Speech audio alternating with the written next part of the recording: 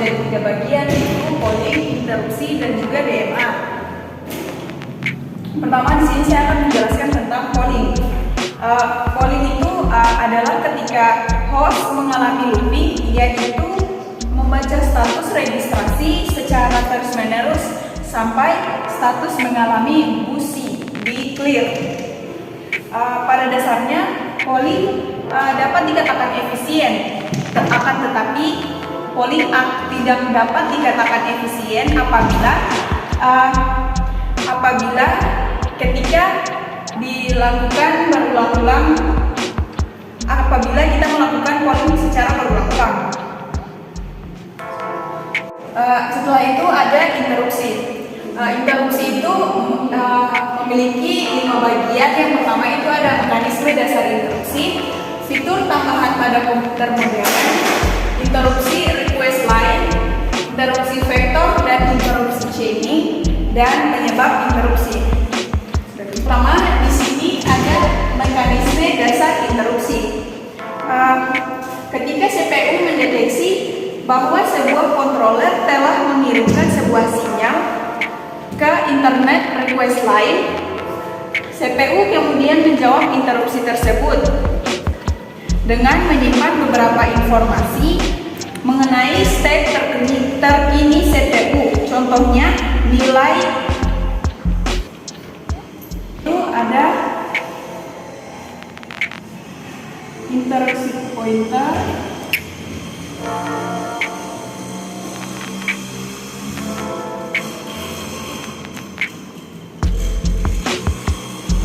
terus memanggil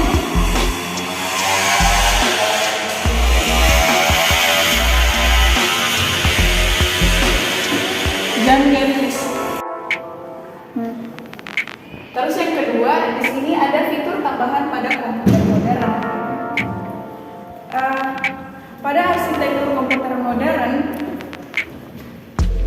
3 fitur disediakan oleh CPU dan interupsi controller.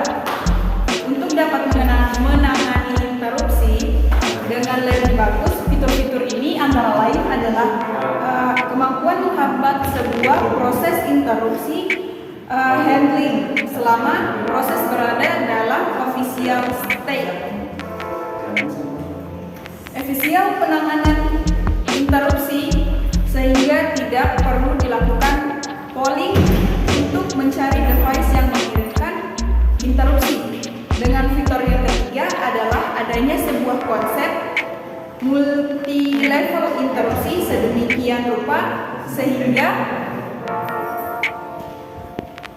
terdapat prioritas dan penanganan interupsi. Terus di sini yang ketiga ada interrupt request line.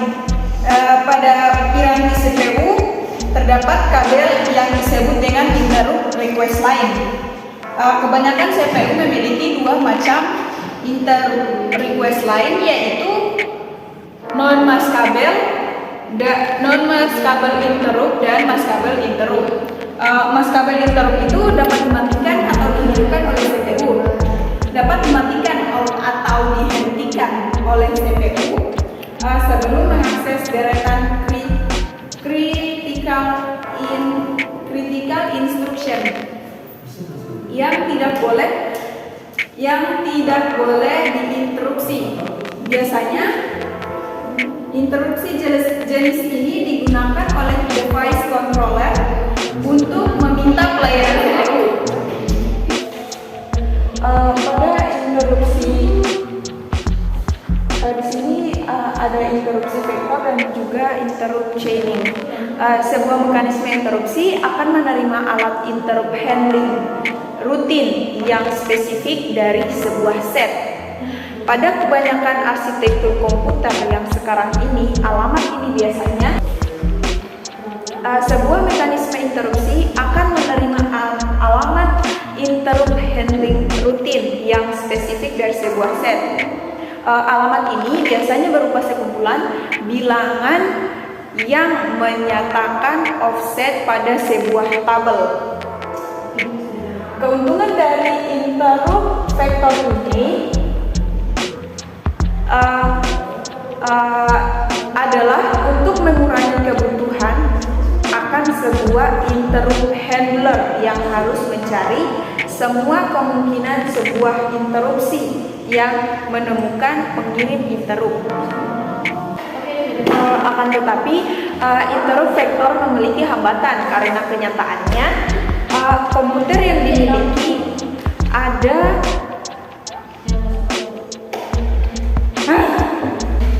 akan tetapi interrupt vektor memiliki hambatan karena pada kenyataannya komputer yang memiliki device yang lebih banyak akan dibandingkan dengan jumlah alamat pada interrupt vektor. Karena itulah digunakannya teknik interrupt chaining. Karena di mana setiap elemen dari interrupt vektor menunjuk atau merujuk pada elemen pertama dari sebuah daftar interrupt handler. Terus yang terakhir itu ada penyebab interrupt, di mana dapat disebabkan berbagai hal. Yang pertama itu ada exception.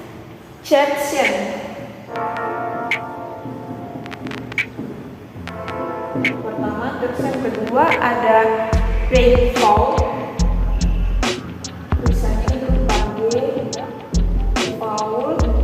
Terus yang ketiga itu ada interupsi yang dikirimkan oleh controller.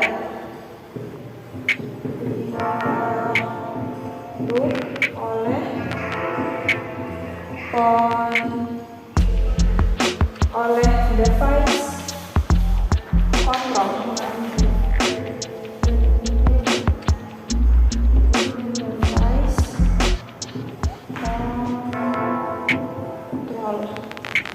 Tuh. Ketiganya ini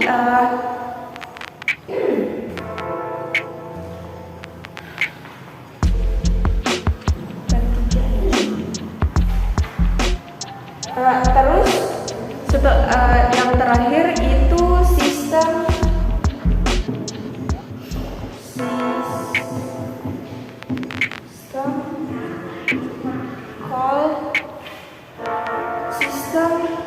call exception.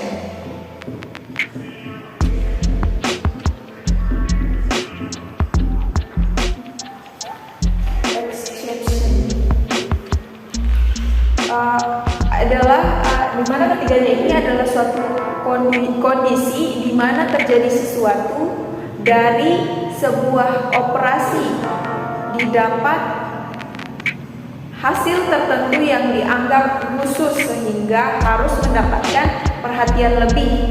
Contohnya itu pembagian dengan nol,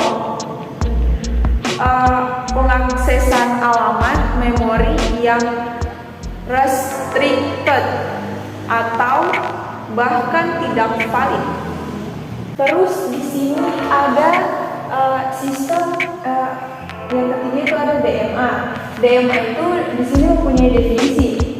Definisi DMA itu adalah sebuah prosesor khusus yang berguna untuk menghindari pembebanan pada CPU utama dan juga program input/output. Terus di sini selain definisi ada juga transfer DMA. Pada transfer DMA ini untuk memulainya itu yaitu host akan memulai sebuah DMA command block yang berisi pointer untuk menunjukkan ke sumber transfer. Pointer yang menunjuk ke tujuan atau definisi transfer dan jumlah bit yang akan ditransfer ke memori. Kemudian CPU menuliskan alamat command block ini ke DMA controller, sehingga DMA controller dapat kemudian mengoperasikan bus memori secara langsung dan mendapatkan alamat-alamat pada bus yang untuk melakukan transfer pada bantuan CPU. Dan juga kita mempunyai 3 langkah untuk mentransfer DMA. Dalam melakukan transfer DMA,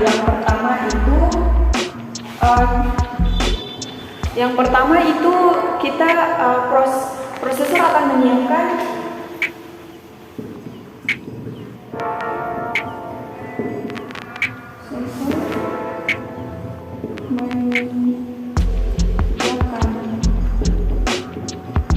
DMA. Terus yang kedua itu DMA controller.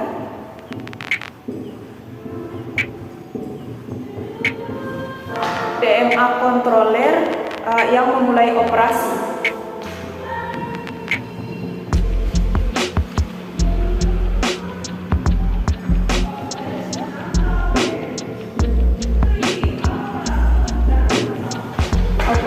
Terus yang ketiga itu DMA controller menginstruksi DMA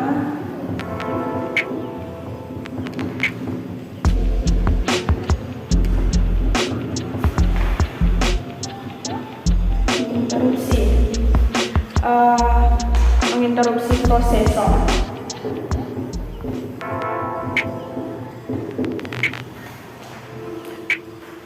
Terus di sini ketiga yaitu handshaking. Proses handshaking ini antara di DMA controller dan juga device controller dilakukan melalui sepasang kabel yang disebut dengan DMA request dan juga DMA acknowledge gate. Device controller mengirimkan sinyal melalui DMA request ketika akan mentransfer data sebanyak satu word. Hal ini kemudian akan mengakibatkan DMA controller memasukkan alamat-alamat yang akan diinginkan ke kabel alamat memori tersebut dan mengirimkan sinyal melalui kabel DMA acknowledge. Setelah sinyal melalui kabel DMA acknowledge diterima, DMA controller mengirimkan data yang dimaksud dan mematikan sinyal DMA request. Hal tersebut ya jika terjadi berulang-ulang sehingga disebut dengan handshaking. Terus yang terakhir itu ada cara-cara mengimplementasi DMA. Dalam pelaksanaan mengimplementasi DMA tersebut ada beberapa komputer menggunakan memori fisik untuk proses DMA.